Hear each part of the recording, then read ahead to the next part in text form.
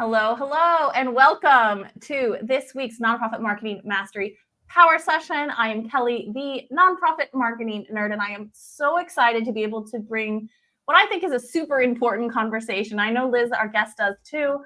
We are going to be nerding out all about defining your target audience, specifically on social media, and more specifically with my nonprofit peeps. So thank you guys so much for chiming in. If you are watching the replay and you have any questions that you weren't able to ask, feel free to drop them down below in the chat box and one of us will respond. I'm so excited today to have Liz Carmines here. She is the founder and owner of Social with Purpose. She runs a boutique social media marketing company for mission-driven organizations and social organizations, not necessarily nonprofits, but she does have a niche and a heart and a pretty impressive resume, I will say, within the nonprofit space. And I know one of the things she loves nerding out about is really how to approach social media very intentionally to get the most, I'll say, bang for your buck. But there's a lot of easy, simple strategies. If you don't follow her on Instagram, I recommend you do. She's a lot of great strategies that are very accessible. It's a very overcrowded space, and she's a voice you should be listening to. So excited to have you on, Liz. Thank you for joining me. Thank you so much for inviting me. I'm excited to be here. Yeah, and let's go ahead, if you're okay with it, let's go ahead and dive right in. Can you talk to, we're saying define your target audience, and there are all these very technical terms. I know you and I 100% believe that defining your target audience is important. What do you mean by that? What is define your target audience? Yeah, so I think this is one of those steps that we often skip when we're starting to post on social media. We immediately go to what content should I create? What trends should I jump on the bandwagon and all of those things. And to be honest, when I first started working in social media, that was the approach, right? It was like, we just dive right in. But over time, I've learned that we need to take a step back first and spend some intentional time figuring out who we need to be talking to in the first place, because that's really going to inform the content we create. And so when I say defining your target audience, what I'm really meaning is just understanding who you want to be reaching, right? There's billions of users on these platforms. And if we're just putting information out there, putting content out there into the void, we're not really speaking to anybody, and it's not going to resonate with anybody. So taking that time to understand who our audience that we want to be reaching and engaging can make us more effective in using the right style of content, the right language in our content, and all of those things that will really pinpoint that audience we want to be cultivating. Yes. So, okay, so if I'm an executive director of a very boutique nonprofit, let's say like $300,000 operating budget nonprofit, it's me and a couple other people, and I'm the one managing our social media, and I'm not a marketing person, like where do I go? Like what's the first step in figuring out how to define your target audience? Yeah, so the first thing I always advise nonprofits to do is just start by brainstorming who that audience member is to you. And I take people through like an audience personas exercise. This isn't unique to me, but it's a way of really imagining who you want to be speaking to. And so usually I say start with defining your top 3 audiences, and some have even less. Some have 1 target audience, but sometimes we try to go really crazy and define like 10 different target audiences. We want to make it specific enough, especially when we're just getting started, so that we can just get crystal clear on who that audience is. So start with 1 to 3 of those target audiences. And I always say start by just thinking about who that person is in your head. Think about, what do they look like? What's their name? Where do they live? What are their hobbies? And then get a little more deep. Think about, what are their goals and motivations? What do they care about? All of those things, and really building out this persona so that when you close your eyes, you can picture a person. And I find this is really helpful when you get to the point of creating content, because then every time you create a piece of content, you can literally read that piece of content and think, what would Joe think of this post, right? If Joe's my target audience persona, I can literally make a piece of content and just think, what would Joe think of this? Would Joe understand all the language I'm using? Would Joe find the graphics to be appealing, right? Because if it's our target audience, we want to make sure it's really appealing to them. And so that's the first step, right? Is just looking inside of yourself and thinking, who is our target audience? Are they a donor? Are they a potential board member? Are they a volunteer? Are they a person in our community that we're serving? And then over time, we can refine them with data and learnings, right? We can start with just our general assumptions and what we already know about our audience. And then over time, we can learn more about them by the way they engage with our content, who's engaging with our content. We can look at our follower analytics and see, does my target audience match the people that are actually following me? Maybe I need to change some of my assumptions. And so usually I find using both of these strategies, first going off of who we think our target audience is, and then always being willing to listen to what the data is telling us to really refine that target audience over time. And just to reinforce what Liz is saying, because some people are still like target audience just sounds like a technical term, right? And there's like she was saying, she talked about Joe, go ahead and name him Joe, talk about his hobbies, like my target audience or my customer avatar, audience persona, whatever technical term you want to use. Like I'm speaking to Beatrice. I know all about Beatrice whenever I create content. Right. I just had a nonprofit organization that we onboarded that we just looked at their analytics once, and it's like 85% women, 40 plus, as their audience on Facebook, and their branding and messaging was very masculine, very cool. I'm like, you serve women, your audience is women. Like, why don't you do something a little bit more feminine? And it's like wild. Like their social media is now like blowing up because of exactly what you're talking about. Like, Liz is on to something, guys. Listen to her. Yeah.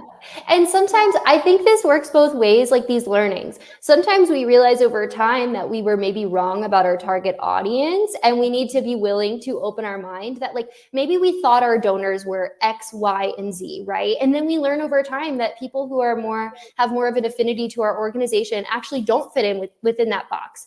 But then sometimes it works the other way where we realize we were right about our target audience, but the content we're creating isn't serving that purpose, which is what you're describing, right? Where it's like our target audience is this community, but is the content we're creating appealing to that community? And so sometimes it just it requires us to like think a little bit deeper about, okay, based on all that we've learned so far, how people are responding to our content, who's continuing to follow and engage with us, do we need to change our assumptions around our target audience, or do we need to change our content strategy?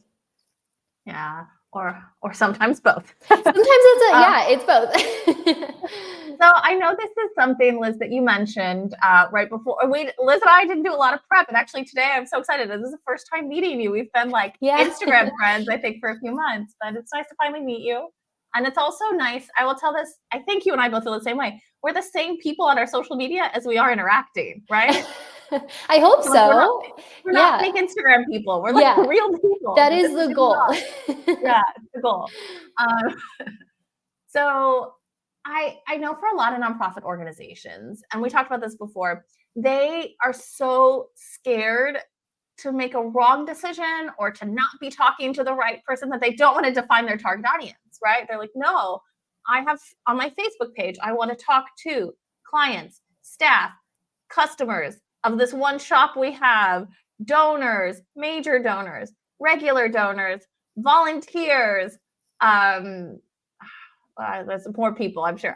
Community partners, all on my Facebook page. Those are my target audiences. What would you say to that person? A couple of things. First of all, is that when I approach making target audience personas, it's not to exclude anybody. It's to get clear so that we can have clearer communication in the way that we're reaching our target audiences. And this, I always say to people, start with the target audience, and then in a few months, once you've implemented on your content, you're not constantly thinking in your head as in-depth about this. It's sort of this practice we do in the beginning. We get this ingrained in our brains so that when we make content, it's natural to us, that we kind of know how to communicate. But it's not to be exclusionary. And I often find there's a lot of overlap in a lot of these audiences. And so sometimes people feel like, oh, if I'm only defining my donor persona, what about this other community? But sometimes certain pieces of content are made for a certain audience, like tailored to a certain audience, and that's okay. So the other thing I would think about is platforms, right? Like for most of my nonprofits that I work with, LinkedIn is really a place where we're maybe engaging with their community partners or sponsors, corporate sponsors, things like that, maybe board members. And so the content we're creating on those different platforms is going to be different because they have different target audiences on those platforms. So that's another kind of thing to think about when you're creating your target audiences is what platform are we reaching them on? And then the third thing I'll say, this is a unique situation to one of my particular clients, so I wanted to share it, is that, so I have a client that's in the patient advocacy space.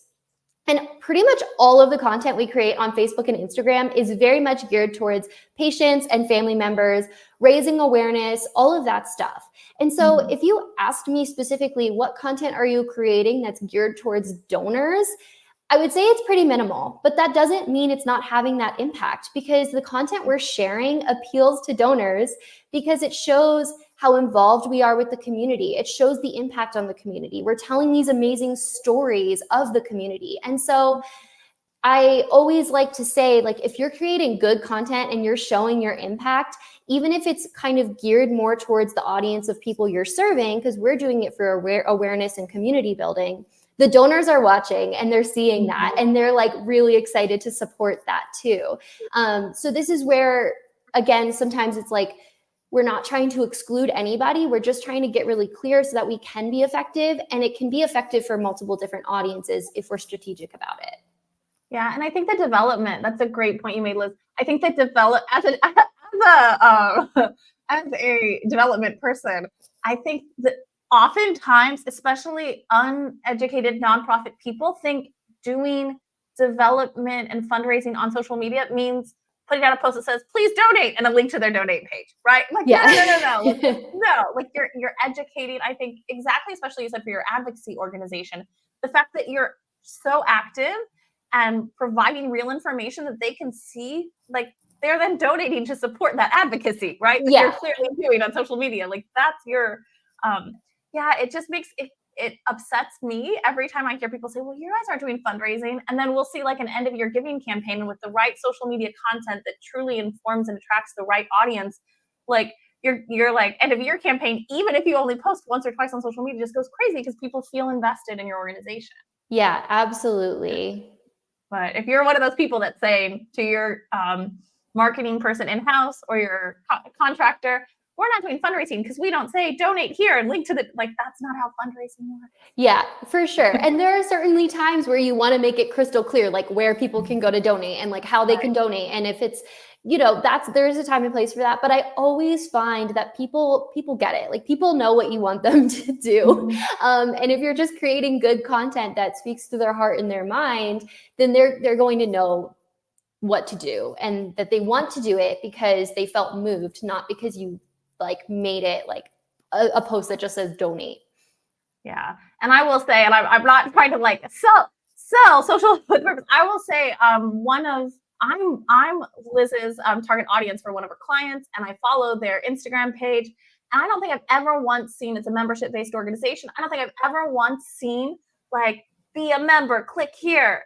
Never. But I've gone to the membership that's now a wait list. I've gone to the membership multiple times, right? Looking at it because social media speaks to me and I'm her target audience. Oh, so that makes me like so happy to hear. I'm like, you even know we have a wait list right now, like that you're that actively following. I love that. So yeah, keep up the great work. Oh, thank you. Do you think there are any other, no, I'm going to skip that question.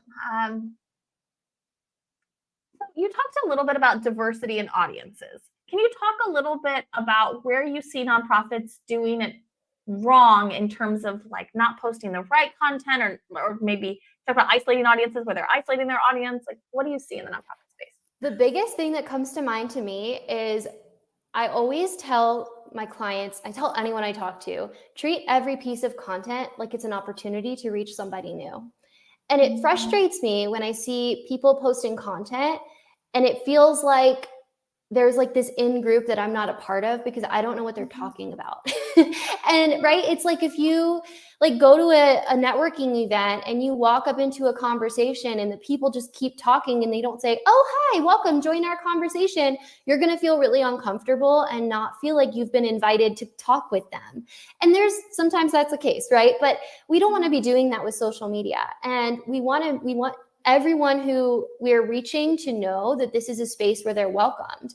And so some things we can do are avoid using any jargon or language that might be confusing to people, or if it's jargon we need to be using it, explain it, right? If there's a reason we're using certain terms that we need to be using, just explain them every single time. And when you are creating the content, it's probably going to feel very dull and repetitive, but you have to remember the person on the other side of that content might not know what you're talking about. The other thing too is, sorry, go ahead. No, you go. I was just going to say that's like the same thing with like events and programs we have going on. We'll just drop the name of a program and like leave it there. And it's like, well, I've never heard of this program before. And so you're assuming I know something that I don't. And that doesn't make me feel very welcome to become a part of it.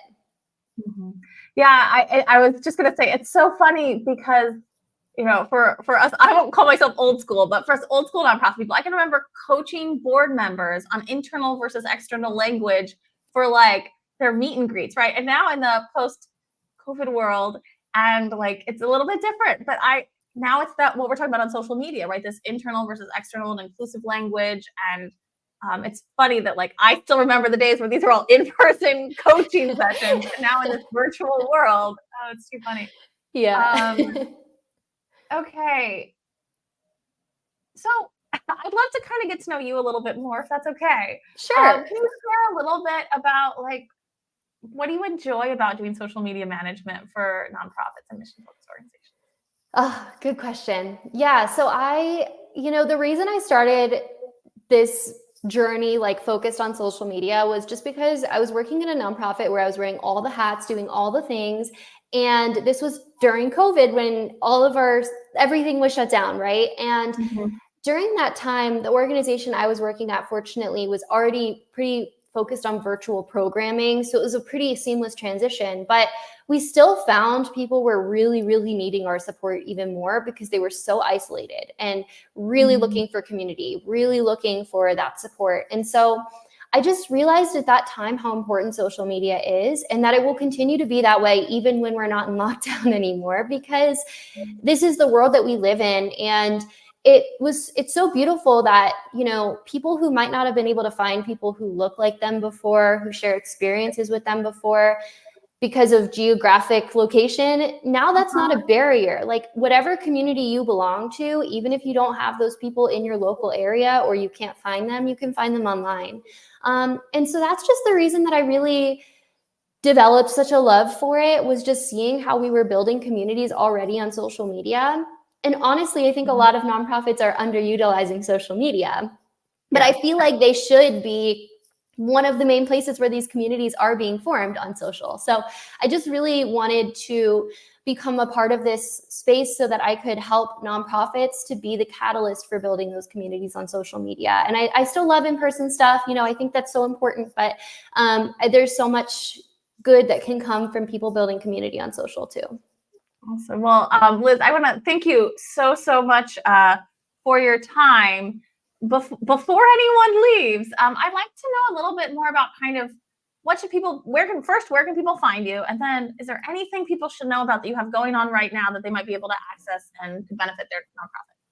Yeah, so my website is www.socialwithpurpose.co. It's always confusing to people. It's not .com, just .co. On Instagram, I'm at Social with Purpose, so you can find me there. And if you are looking to do some exercises to define your target audience, I do have a workbook available on my website shop where you can just go through some little exercises to define your target audience and start that first step of building your audience personas. Awesome. And if you are watching this replay, it will be in the description on YouTube. So you can go ahead and I will link that right at the top where you can get access to Social with Purpose's workbook on defining your target audience. Again, I am so grateful for your time today, Liz. I know the nonprofits that are watching this, whether live or on replay, are so grateful. And I look forward to seeing everyone else on next week's Nonprofit Marketing Mastery Power Session. Thank you so Thank much you, for Liz. having me. This was great.